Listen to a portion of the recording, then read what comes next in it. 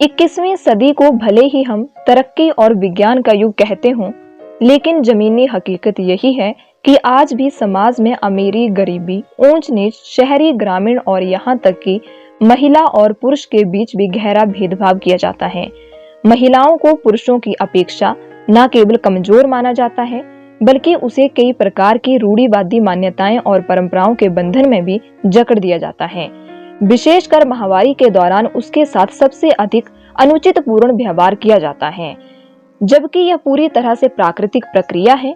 ऐसे में इस वैज्ञानिक और स्त्री सशक्तिकरण के दौर में सभी जगह, विशेषकर विद्यालयों और कॉलेजों में खुलकर इस विषय पर चर्चा करना अनिवार्य होना चाहिए। बालिकाओं में किशोरावस्था में होने वाले बदलावों में खास तौर पर मासिक धर्म को कई मान्यताओं और धारणाओं में लपेटा गया है।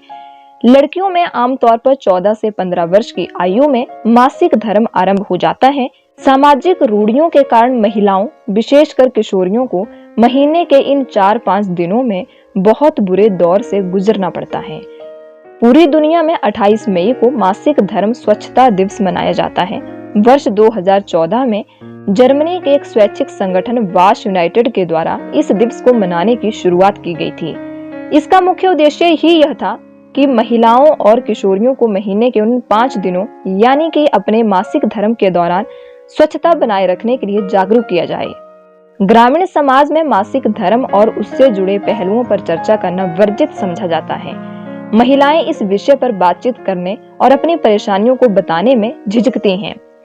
पर्वतीय ग्रामीण समाज में मासिक धर्म को हीन भावना से देखा जाता है, जहां इसके बारे में बात तक नहीं की जाती है। यही कारण है कि किशोरियों को इस संबंध में सही जानकारी नहीं मिल पाती है। इधर उधर से आधी अधूरी जानकारी मिलने पर कई बार लड़कियों और महिलाओं को गंभीर स्वास्थ्य समस्याओं का सामना भी करना पड़ता है। आज के समय में जब जीवन का हर पहलू बदल रहा है, तब बालिकाओं में भी मासिक धर्म जल्दी आरंभ हो जाता है।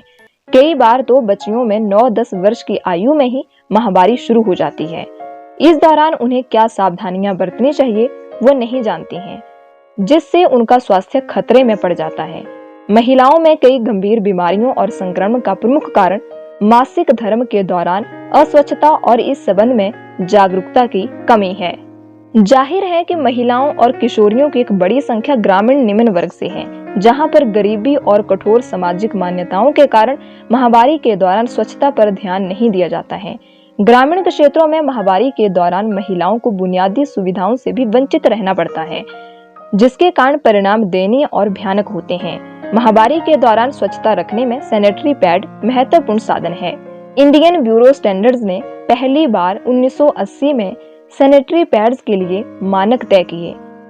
अधिक संख्या में तो महिलाओं को सैनिटरी पैड की उपलब्धता ही नहीं हो पाती है। ऐसे में मानकों के अनुरूप सैनिटरी पैड का उपयोग तो बहुत दूर की बात है। मासिक धर्म एक जरूरी और प्राकृतिक प्रक्रिया है। आडंबरों और गलत धारणाओं के कारण महिलाओं का जीवन नरक बन रहा है। राज्य के ग्रामीण क्षेत्रों में मासिक धर्म के बारे में व्यापक प्रचार प्रसार किए जाने की नितांत आवश्यकता है। विद्यालयों और कॉलेजों में इस विषय पर खुली चर्चा करवाए जाने की जरूरत है। इन खुली चर्चाओं में छात्रों और युवकों को भी सम्मिलित किया जाना चाहिए, ताकि वह अपने परिवार की महिलाओं की दिक्कतों और कष्टों को अच्छे से समझ पाएं।